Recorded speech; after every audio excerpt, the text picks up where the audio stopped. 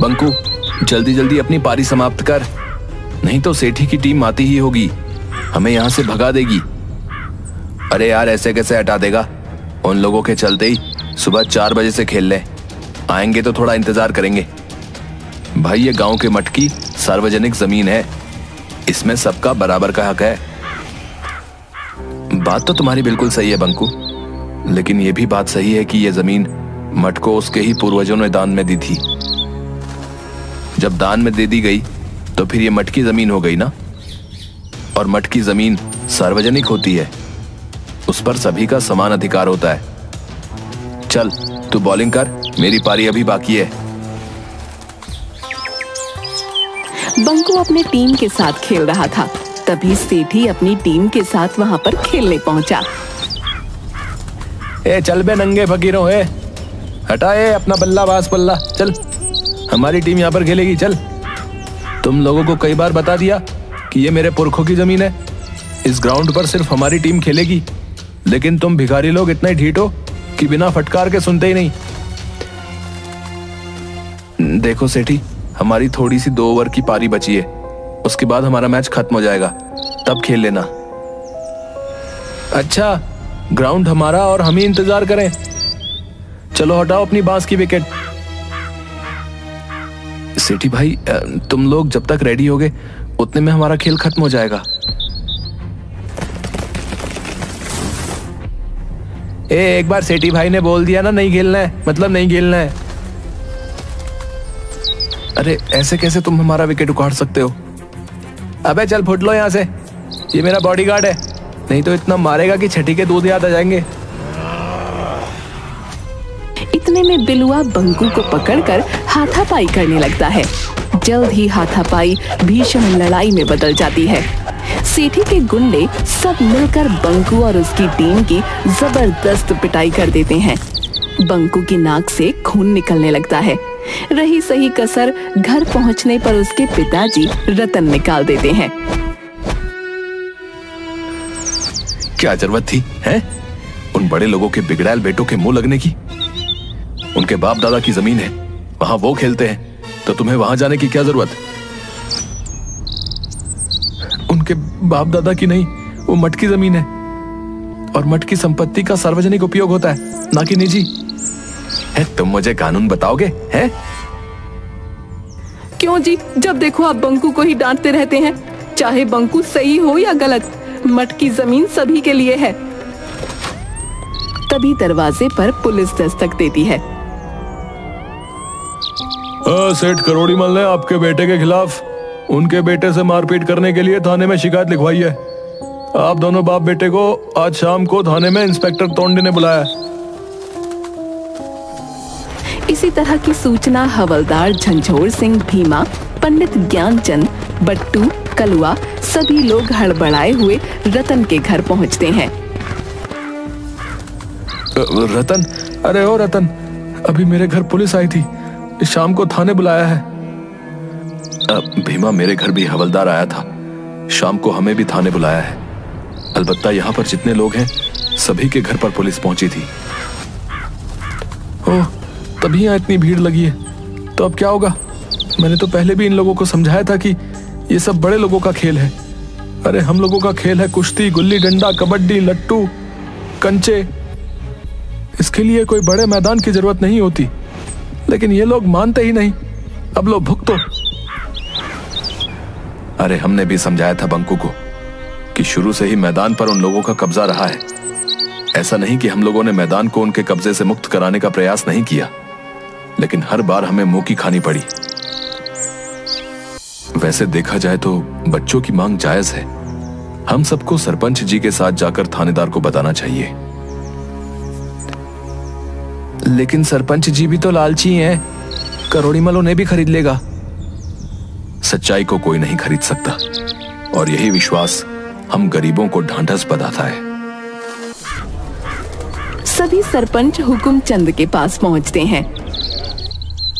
अरे आज क्या बात है भाई, सभी लोग एक साथ हमारे यहाँ आए हैं? गांव में कुछ बड़ी घटना घटित हुई है क्या? हाँ सरपंच जी, कुछ ऐसी ही बात है। गांव के बच्चे मठ के मैदान में जाकर क्रिकेट खेलते हैं, लेकिन करोड़ी मल का बेटा सेठी अपनी टीम के साथ मिलकर गांव के सारे लड़कों को भगा देता है। अब ऐसा क्यों? उस मैदान पर तो सभी खेल सकते हैं। सेठी मठ की जमीन पर अपने पूर्वजों का हक जताकर सिर्फ अपनी टीम के साथ खेलता है। कल इन्हीं सब बातों को लेकर गांव के बच्चे और सेठी की टीम में झड़प हो गई। आज हमारे यहाँ नोटिस आया है कि हम सभी को थाने पर थानेदार ने शाम को बुलाया है। शाम को करोड़ी मल और सरपंच सहित गांव के लोग थाने पर पहुंचते हैं। देखो भाई, पहली बात तो मैं कानून को किसी को भी हाथ में लेने की इजाजत नहीं दूंगा। दोनों पक्षों की बात सुनने के बाद मुझे सेठी की बात जायज लगती है। उसके टीम को राज्य स्तर पर खेलने के लिए प्रैक्टिस करनी जरूरी है, अतः मठ के मैदान का सेठी ही उपयोग करेगा। ये कैसे कह सकते हैं कि सेठी की टीम ही अच्छी खेलती है और वही मैदान में प्रैक्टिस करेगा? बंकू की बातों में दम है। अरे सेठी के पास सभी चीजें हैं, bat, ball, wicket, gloves, helmet, pad, guard, Jersey है। इन्हें हम सभी लोग रोज खेलते हुए देखते हैं। गांव के बच्चे उनका मुकाबला कर ही नहीं सकते। ठीक है, तो अगले रविवार को क्यों ना हम लोग सेठी की टीम और बंकू की टीम का एक मैच करवा लें। जो जीतेगा वही मठ के मैदान में खेलेगा। हाँ भाई, क्या कहते हो सेठी? हमें ये चैलेंज मंजूर है। हमें भी मंजूर है। ठीक है, तो अगले रविवार को सेठी और बंकू की टीम के बीच मुकाबला होगा। जो जीतेगा मैदान पर आगे वही खेलेगा। तब तक जैसी स्थिति है वैसा ही रहेगा। लेकिन बंकू की टीम प्रैक्टिस कहां करेगी? वो सब मैं नहीं जानता। रविवार तक यथास्थिति ही रहेगी।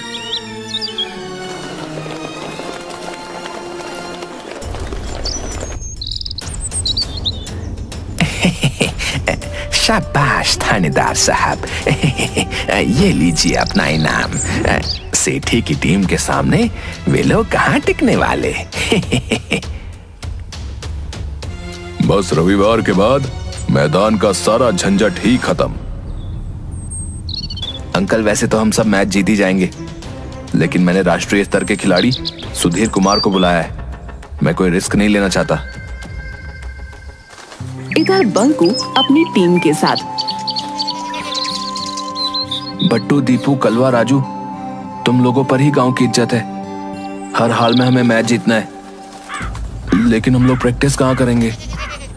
एक जगह है जहां हम प्रैक्टिस कर सकते हैं। कहां ऐसी जगह है जहां हम क्रिकेट की प्रैक्टिस कर सकते हैं? अभी तो सभी खेतों में अनाज ही लगा है। गांव के बाहर नदी किनारे वाला वीरान कब्रिस्तान। नहीं बाबा, सुना है वहां के बरगद के पेड़ पर भूतों और अतृप्त आत्माओं का वास है। हमें याद रखना होगा कि हिम्मत मर्दा तो मदद खुदा। हम सभी को दिल मजबूत कर हिम्मत के साथ प्रैक्टिस करनी होगी। हमारे पास वक्त बहुत कम है। दूसरे दिन से सेठी मठ की जमीन पर अपनी प्रैक्टिस स्टार्ट कर देता है। दूसरी तरफ बंकू अपनी टीम के साथ गांव के बाहर वीरान कब्रिस्तान में अपनी प्रैक्टिस जारी रखता है। बट्टू, तुम कीपिंग करोगे। राजू, तुम स्लिप पर रहोगे। कलवा, तुम्हारा थ्रो बहुत अच्छा है। तुम लॉन्ग लेग बाउंड्री पर रहोगे। नहीं, लॉन्ग लेग बाउंड्री पर भूतों वाला बरगद का पेड़ है। मैं नहीं जाऊंगा वहां। ठीक है, वहां पर मैं रहूंगा। इसी तरह से दोनों टीम अपनी अपनी प्रैक्टिस जी जान से करते रहते हैं। आज शनिवार था। दोनों टीमें सुबह सुबह ही अपने अपने ग्राउंड में पहुंच चुकी थीं। दोस्तों, पिछले 5 दिन से हम लोग प्रैक्टिस कर रहे हैं। कल हमारा फाइनल दिन है। हमें अपनी जी जान लगाकर हर हाल में मैच जीतना है। हम जो गलतियां पिछले 5 दिनों से करते आए हैं उन्हें दोहराना नहीं है। चलो बट्टू, बैटिंग करो। मेरी गुगली से बचकर दिखाओ। गिल्लियां बिखेर दूंगा। ठीक है, पहले बॉल तो फेंक, बाउंड्री पार नजर आएगी। ये ले बच। बट्टू लॉन्ग लेग में जोरदार छक्का लगाता है। वाह बट्टू, लंबा छक्का। अरे ये तो पेड़ पर चली गई। भाई शाम भी हो गई, अब बॉल कौन निकालेगा? सभी लोग बॉल निकालने और न निकालने के असमंजस में रहते हैं। भाई 6:30 बज गए, रात हो गई। मैं तो जा रहा हूँ, मुझे भूतों से डर लगता है। हाँ यार, डर तो हमें भी लगता है। रुक, मैं भी चलता हूँ। एक एक कर सभी चले गए। कब्रिस्तान में सिर्फ बंकू और दीपू रह गए थे। अरे यार, आज पूर्णिमा की चांदनी रात है। दीपू तू नीचे रुक, मैं पेड़ के ऊपर चढ़कर बॉल खोज कर लेके आता हूँ। ठीक से चढ़ना। पेड़ के ऊपर गधैया भूत और भटूरिया भूत आपस में बातें कर रहे थे। अरे ये कौन हमारे पेड़ पर चढ़ा आ रहा है भाई? किसकी शामत आई है? लगता है अभी जो नीचे बच्चे खेल रहे थे उन्हीं में से कोई ऊपर आ रहा है। शायद उन्हें हमसे डर नहीं। अभी बताता हूँ बच्चों को। अरे अरे अरे अरे अरे अरे, ऐसा नहीं है। पहले जान तो लो कि वो क्यों इतनी रात में अपनी जान जोखिम में डालकर यहाँ आ रहा है। ठीक है। कौन हो तुम? ऊपर कैसे आ गए भाई?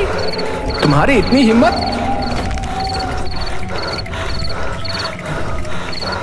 दीपू, जो अभी तक हिम्मत रखे हुए था, वो भूत की आवाज सुनते ही बिना पीछे देखे भाग गया। बंकू डरते हुए सारी बात भटूरिया और गधैया को बताता है। तुम सही कह रहे हो लड़के, इन्हीं के पूर्वजों ने हमें मारकर दफन कर दिया था।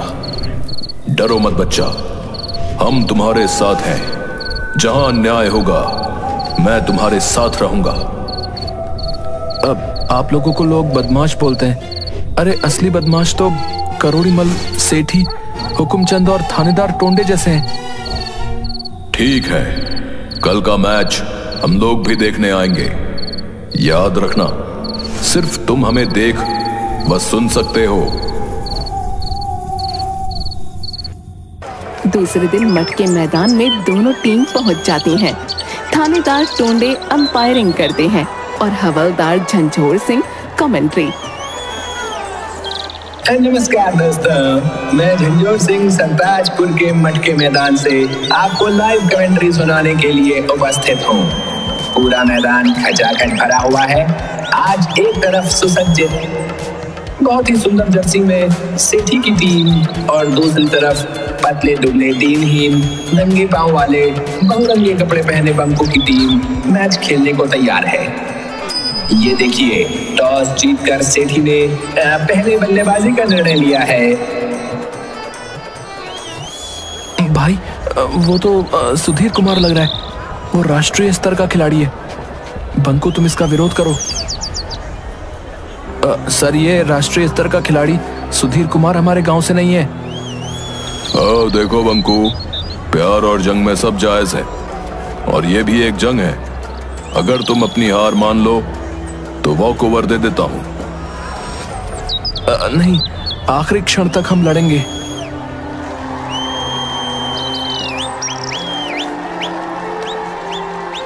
हाँ तो भाइयों, अंपायर से बंकू की कुछ बातचीत के बाद मैच शुरू हो गया है। बट्टू बॉलिंग छोर से बॉलिंग करने के लिए तैयार।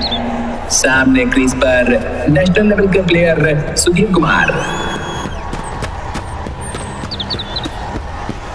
और ये पहली बॉल, और पहली ही बॉल को सुधीर कुमार ने बाउंड्री के पार पहुंचा दिया है। लग रहा है कि खेल एक तरफा होने वाला है। और ये तीसरी बॉल पर भी छक्का। सुधीर कुमार ने पहली 3 बॉल पर ही छक्के लगाकर आगाज दे दिया है कि अंजाम क्या होगा। बंकू अपनी हताश टीम को उत्साहित करते हुए, और ये मैच की आखिरी गेंद पर भी बाउंड्री पार। 20 ओवर में कुल 387 रन। अब देखना है कि बंकू की टीम कितने 100 रनों से हारती है। बंकू की टीम का आया राम गया राम की तरह 3 ओवर में 13 रन पर 8 विकेट गिर जाते हैं।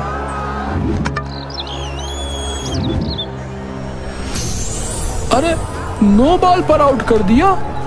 ये तो बेईमान अंपायर है। अब हमें ही कुछ कमाल दिखाना पड़ेगा। बंकू, यह अंपायर बेईमानी कर रहा है। हमने कहा था कि अगर बेईमानी होगी तो हम तुम्हारी मदद करेंगे। ठीक है, प्यार और जंग में सब जायज है। दर्शकों, आपको बता दूं कि 3 ओवर में 13 रन पर 8 विकेट बंकू की टीम गिर चुकी है। हमें लगता है कि 4 ओवर में ही खेल समाप्त होने वाला है। बंकू और दीपू क्रीज पर नए प्लेयर आए हैं जो सेठी की बॉलिंग का सामना करेंगे।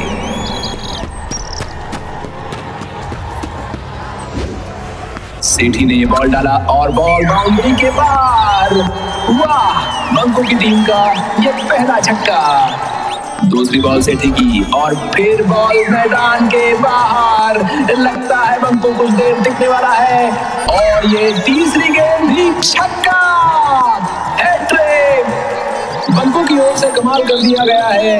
अरे अब तो लगता है कि छक्कों की बारिश शुरू हो गई है। दोनों तरफ से छक्कों की बरसात। पिछले 4 ओवर में एक भी रन दौड़कर नहीं बनाया गया है। चौके और छक्के ही लगे हैं। 4 ओवर में 120 रन की रिकॉर्ड साझेदारी। स्कोर 7 ओवर में 133 रन 8 विकेट पर। समझ में नहीं आ रहा कि क्या किया जाए। लगता है हम मैच हार जाएंगे। अरे ऐसा नहीं है, अभी भी 254 रन 13 ओवर में चाहिए। हमें इस जोड़ी को तोड़ना होगा। गधैया अंकल, आप हर बॉल को पकड़कर बाउंड्री पार जाकर छोड़ देते हो। कहीं हमारी चालाकी पकड़ी ना जाए। अरे तुम बस नजारा देखो। सेठी और सुधीर कुमार आपस में मंत्रणा करने के बाद फिर से तैयार। सुधीर कुमार बॉलिंग छोर से और दूसरी ओर दीपू ने गेंद को उछाल दिया है और बाउंड्री पर बिलवा ने कैच पकड़ लिया है। लेकिन अरे ये क्या, बिलवा तो पीछे ही जा रहा है और बाउंड्री के ऊपर गिर गया। टेक्निकली ये 6 रन और बंकू के खाते में गए। गधैया भूत भाई, इतनी बेईमानी भी ठीक नहीं। अरे अंपायर से पूछो, प्यार और जंग में सब जायज है। बंकू की टीम जीत से अब सिर्फ 12 रन दूर। अगली बॉल बहुत अच्छे बंकू ने रोक दी है, लेकिन ये क्या, सुधीर कुमार ने बॉल पकड़ के बाउंड्री की ओर फेंक दी और ये गेंद भी ओवरथ्रो के माध्यम से 4 रन। अगली बॉल बंकू के बैट से टच करते हुए सीधा कीपर के हाथों में और ये 9वां विकेट। लेकिन ये क्या, कीपर के हाथों से बॉल निकलकर सीधे बाउंड्री पार। असंभव, अकल्पनीय, अद्भुत। मैंने अपने 40 वर्षों के इतिहास में ऐसा चौका पहली बार देखा है।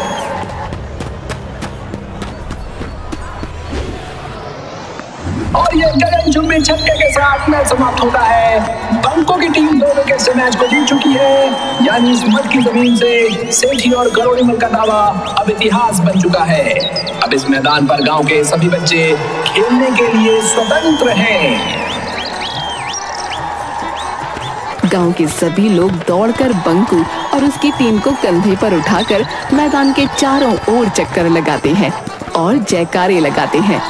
बंकू गधैया भूत और भटूरिया भूत को बरगद के पेड़ की ओर जाते हुए देख रहा है। बंकू की आंखों से लगातार खुशी के आंसू निकल रहे थे।